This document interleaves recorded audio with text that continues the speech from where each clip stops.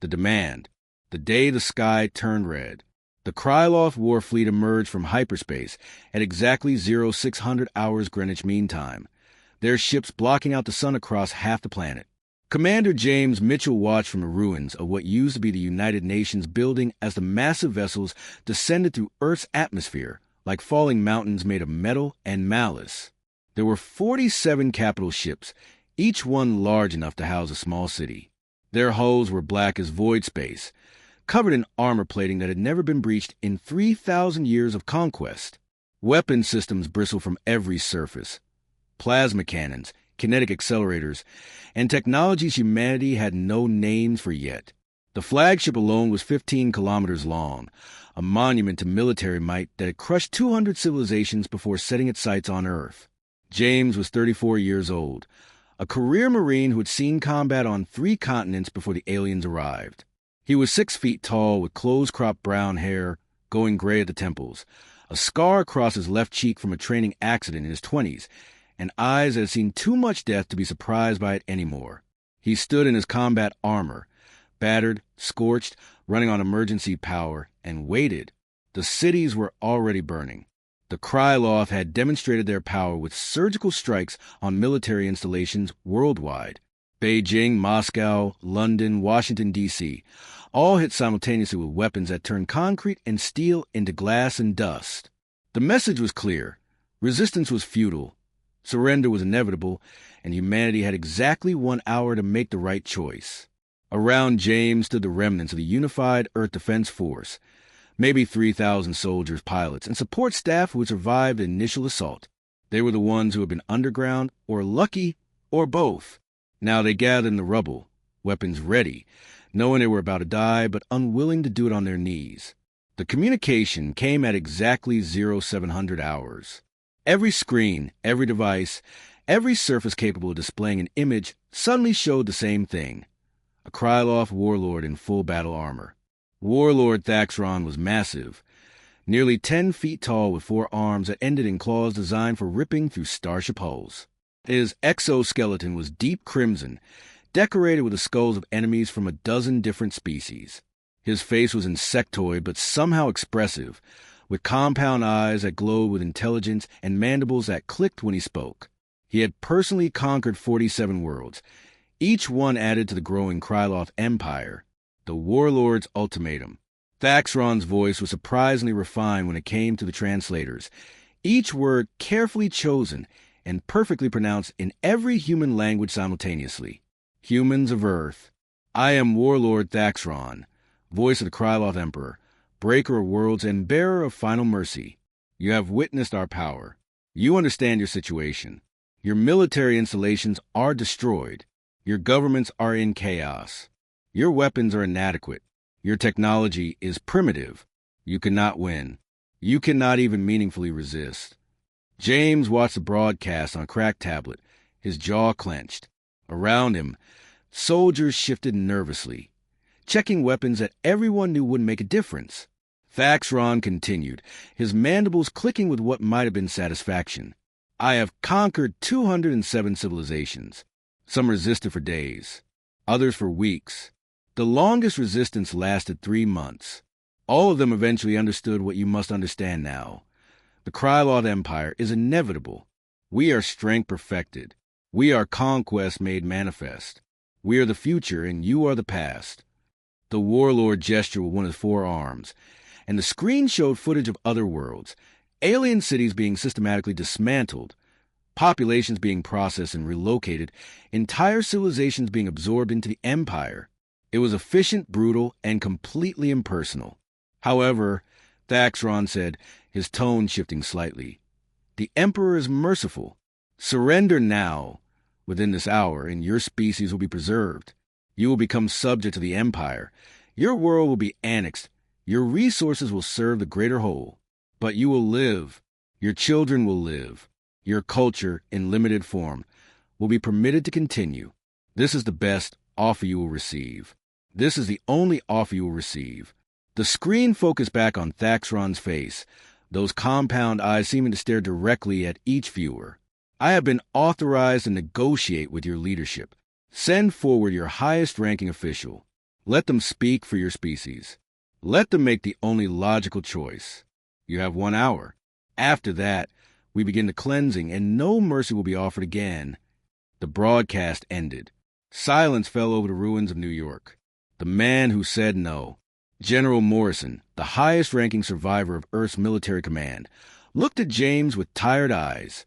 They stood in what used to be a subway station, surrounded by soldiers who pretended not to be listening. "You're at Mitchell," Morrison said quietly. "Secretary General is dead. President's dead. Premier, Prime Minister, Chancellor, all dead. Chain of command puts you as the ranking field officer for the entire planet right now. Congratulations on the promotion." James stared at him. "Sir, I'm a company commander.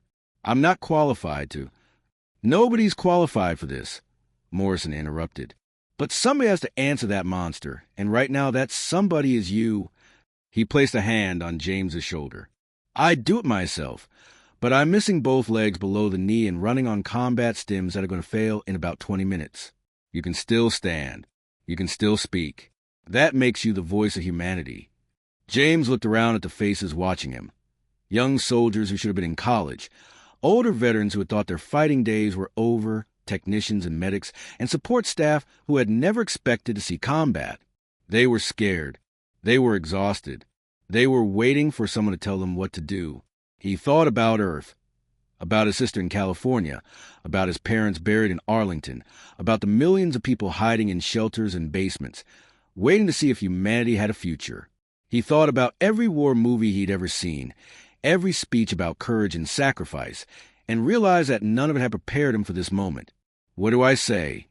James asked quietly. Morrison smiled, a bitter expression. "Whatever feels right. Whatever you can live with. Or die with, more likely." James activated his communicator and sent a message on all frequencies. "This is Commander James Mitchell of the Earth Defense Force. I am authorized to speak for humanity. I accept Warlord Thaxron's request for negotiation." The response came within seconds. A location was provided, Central Park, or what was left of it. The Krylov would send a shuttle to retrieve him in 15 minutes. He was to come alone and unarmed. The meeting that changed everything. The Krylov shuttle was a work of art. All smooth curves and force fields instead of doors. James stood in what used to be the Bethesda Fountain area, surrounded by soldiers who had insisted on maintaining a perimeter even though everyone knew it was pointless. If the Krylov wanted them dead, they'd already be dead. The shuttle descended silently, settled on scorched grass, and a ramp extended. James walked up it, his heart hammering but his face carefully neutral. Inside, the craft was surprisingly beautiful, organic-looking walls that pulsed with soft light, seating designed for species with very different anatomies, and a viewing screen showing the devastation below. Warlord Thaxron sat in a command throne that adjusted to accommodate his massive frame. Up close, he was even more intimidating, his armor reflecting the light like dark water, his claws resting casually on armrests that had seen countless negotiations. "Commander Mitchell," Thaxron said, his voice now unfiltered by translation devices. It was deeper, more resonant, with harmonics that James could feel in his chest. "I am told you speak for your species." "I do," James said, keeping his voice steady. "Excellent. Then let us proceed efficiently. You have seen our power. You understand your position. Will humanity surrender?" James met those compound eyes and thought about everything he'd lost, everything Earth had lost, everything they stood to lose if they kept fighting. He thought about logic and survival, and the cold mathematics of warfare. Then he thought about his sister, about the soldiers outside, about every human who had ever refused to quit, even when quitting made perfect sense. "No," James said simply. Thaxron's mandibles stopped moving. The silence stretched for several long seconds. "Explain," the warlord finally said. "We're not surrendering," James repeated. "Not today. Not ever. You can kill us. You can burn our world. You can wipe us from existence. But we won't kneel. We won't give you permission to destroy us. You want Earth? You're going to have to take it one burning building at a time. The impossible victory." Thaxron leaned forward, his armor creaking. "Commander, I have fought species with technology far superior to yours. I have battled civilizations that have been starfaring for millennia before your ancestors left their caves. All of them surrendered eventually. Why do you think humanity will be different?" James smiled, and there was no humor in it. Because we're too stupid to quit. Because surrender isn't in our vocabulary. Because we'd rather die on our feet than live on our knees. And that's not just a saying, it's how we're wired. You want to know what makes humans different? We don't calculate odds before we fight. We don't measure our enemies and decide a victory is possible. We just decide we're not losing, and then we figure out how to make that true. He stepped closer to the throne, ignoring the weapons that instantly tracked his movement. "You've conquered 200 civilizations. Congratulations. But not one of them was human. Not one of them had 7 billion people who would rather burn the world than hand it to you. You think this is going to be easy? You think we're going to fold because you have bigger ships and better guns? Then you don't know humans at all." Thaxron was silent for a long moment. Then he stood, towering over James, his 4 arms spreading wide. "Very well, Commander Mitchell. If humanity chooses extinction over submission, the Krylov Empire will grant that wish. You have thrown away your only chance at survival. Your species will be remembered as the fools who chose pride over life." James turned to leave, then paused. "No," he said without looking back. "We'll be remembered as the species that fought back. And Warlord? We might not win today or tomorrow or even this year, but we will hurt you. We will make you pay for every meter of ground you take. And when you finally stand on the ashes of our world, you'll know that defeating humanity cost you more than any of your other conquests combined." He walked off the shuttle, back into the smoke and ruins, back to the soldiers who were waiting to die fighting. Behind him, Warlord Thaxron watched through the viewing screen, his mandibles clicking in a pattern that his crew recognized.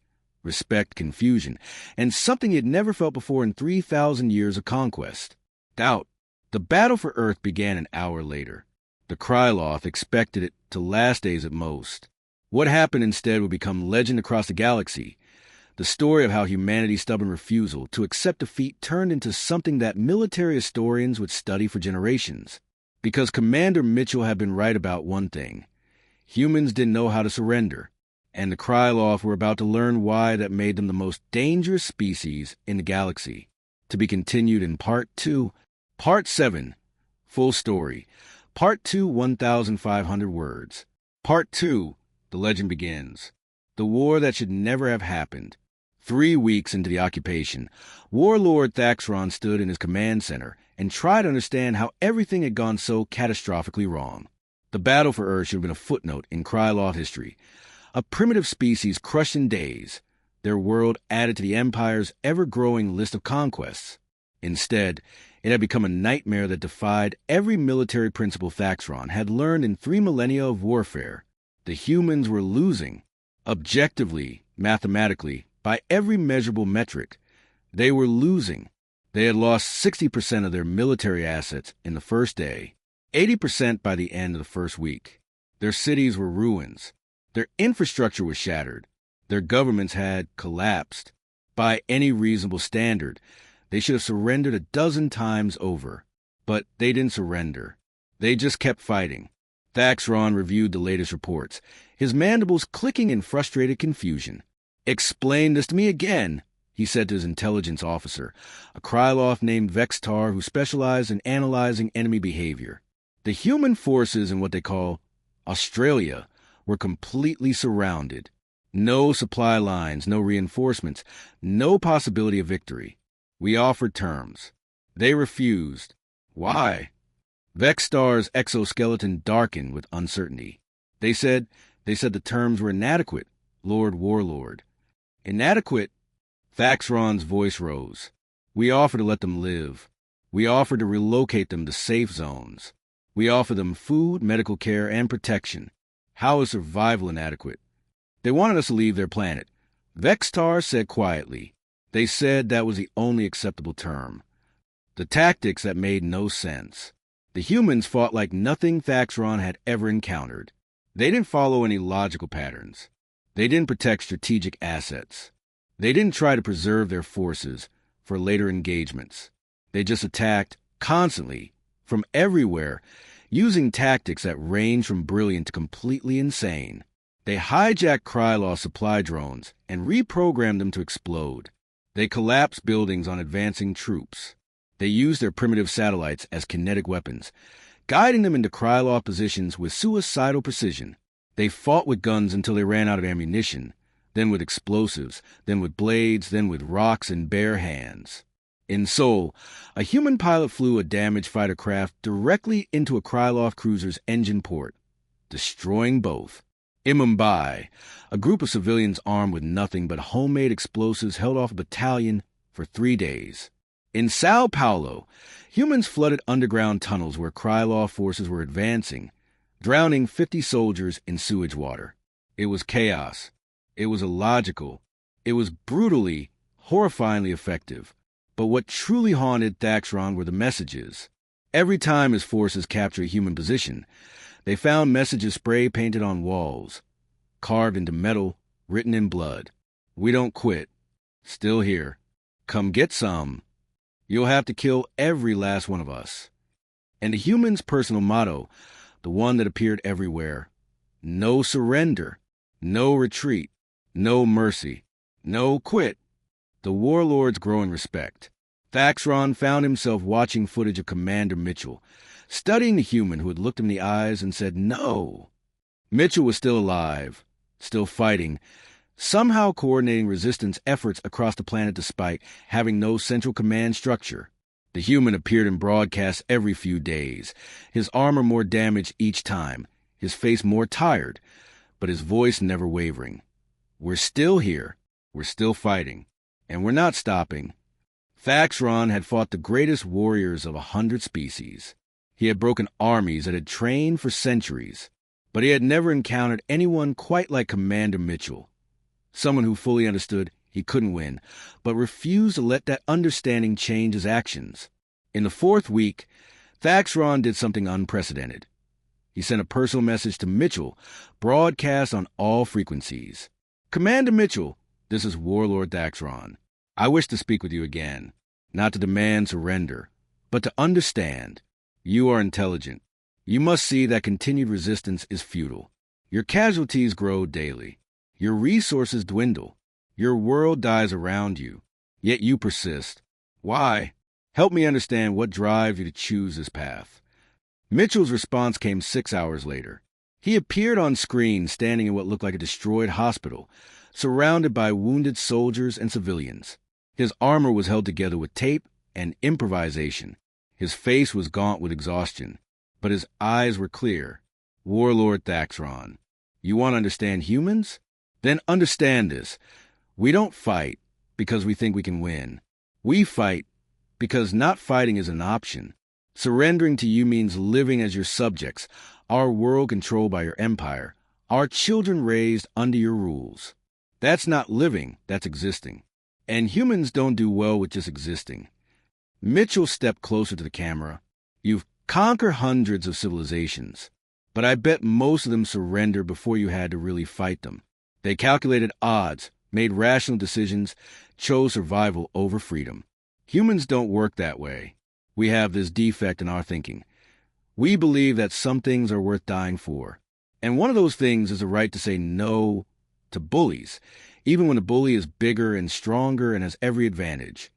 The turning point, the battle that changed everything, happened in what used to be Denver, Colorado. A Krylov armored column was moving through the ruins when they encountered Mitchell and roughly 200 human soldiers, the last organized unit in North America.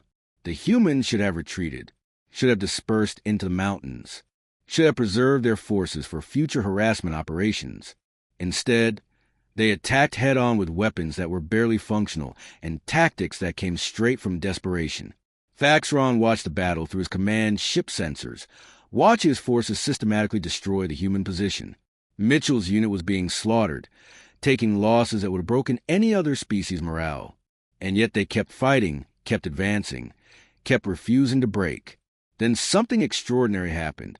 One of Mitchell's soldiers, a young woman who couldn't have been more than 20 years old, charged a Krylov battle mech with nothing but a plasma grenade and sheer determination.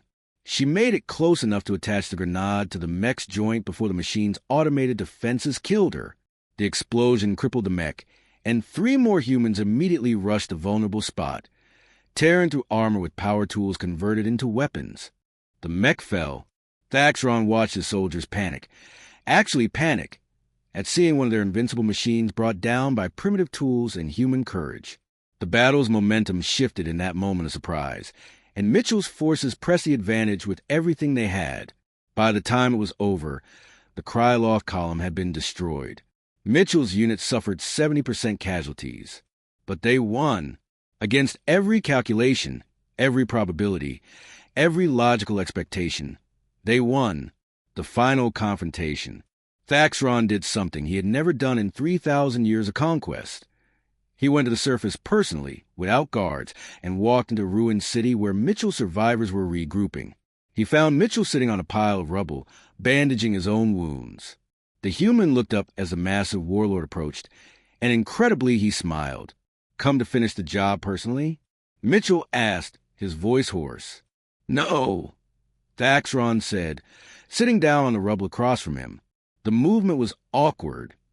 Krylov weren't designed for casual sitting, but he managed it. "I came to admit something I have never admitted before. I don't know if we can win this war." Mitchell's eyes widened. "We're losing badly. You've killed millions of us. And you cost us more casualties in 5 weeks than we suffered in the last 50 conquests combined," Thaxron countered. "My soldiers are exhausted. My commanders are requesting reinforcements. My emperor is questioning why I haven't secured this primitive world yet. And every day, humans find new ways to hurt us, new tactics we've never encountered, new methods of warfare that shouldn't work, but somehow do." The warlord leaned forward. "I finally understand what makes you different, Commander Mitchell. Every other species I've conquered fought to preserve something. Their culture, their territory, their population. They fought with goals and objectives, things they could compromise on if necessary. But humans, you're fighting for the abstract right to tell me no. You're not trying to save your civilization. You're trying to prove that you can't be forced to do anything against your will. And that makes you impossible to defeat. Because the only way to beat you is to kill every single human, and I'm no longer certain we have enough soldiers to do that." The choice that changed everything. Mitchell studied the warlord for a long moment. "So what happens now?" "Now," Thaxron said slowly, "I make you an offer, not surrender. I understand that word means nothing to humans. An alliance. The Krylov Empire is strong, but it faces threats you cannot imagine. There are species in this galaxy that make us look primitive, empires that would consume Earth without bothering to offer terms. We came here to conquer you because that's what we do. We expand, we absorb, we grow stronger." He gestured at the ruined city around them. "But this costs too much. My emperor values strength, and you have proven that humanity possesses a form of strength we lack, the absolute refusal to be broken. Join us not as subjects, but as allies. Bring your impossible stubbornness to our cause. Fight with us instead of against us, and I promise you this. No Krylov soldier will ever set foot on Earth again without your permission." Mitchell laughed, actually laughed. "You're offering us an alliance? After everything that's happened?" "I am offering you respect," Thaxron corrected. "Something we have never offered another species. You have earned it with blood and courage, and that inexplicable human ability to keep fighting long after defeat should have been accepted. My people believe in strength. You have shown us that strength comes in forms we never imagined." Mitchell stood up, grimacing at his injuries. He extended his hand, a human gesture of agreement. "On one condition, Earth remains sovereign. Our world, our rules, our government. You can have alliance, but not control." Thaxron studied the offered hand, then extended one of his 4 claws and grasped it carefully. "Agreed. Earth remains independent. But know this, Commander, you have just made humanity the first species in galactic history to negotiate terms with the Krylov Empire from a position of having lost a war. That will be your true legacy." "We didn't lose," Mitchell said firmly. "We just hadn't won yet. The dawn of a new era. The news spread across the galaxy at faster-than-light speeds. The Krylov Empire, conquerors of 200 worlds, had agreed to a treaty with humanity that recognized Earth's sovereignty and independence. Not a surrender, not an occupation, an alliance between equals. Other species watched in amazement. Some called it a trick, a Krylov deception. But those who had monitored the battle for Earth knew the truth. The humans had fought with such ferocity, such absolute refusal to quit, that even the galaxy's most fearsome warriors had been forced to acknowledge them as equals. Thaxron stood on his flagship, preparing to depart Earth's orbit. His forces were withdrawing, leaving behind only liaison officers and the framework for a very unusual alliance. He watched the planet slowly rotate below him, blue and green and still beautiful despite the scars of battle. Lord Warlord, Vextar said quietly, the Emperor is displeased. He believes we should have destroyed them rather than negotiate. The Emperor was not here, Thaxron replied. He did not see what I saw. He did not fight what I fought. Tell him this. Humanity will be our greatest asset or our worst nightmare, and I chose to make them an asset while that choice still existed. On Earth, Commander Mitchell stood in the ruins of the United Nations building, surrounded by survivors who were beginning the long process of rebuilding. They had lost so much: cities, infrastructure, millions of lives. But they had kept their freedom. They had kept their right to say no. And most importantly, they had proven to the galaxy that humanity belonged among the stars not because they were strong or advanced or wise, but because they possessed something far more valuable: the absolute, stubborn, beautiful refusal to give up. Mitchell looked up at the Krylov ships departing Earth's atmosphere and allowed himself a tired smile. They had survived. Against all odds, against all logic, humanity had survived, and the galaxy would never underestimate them again.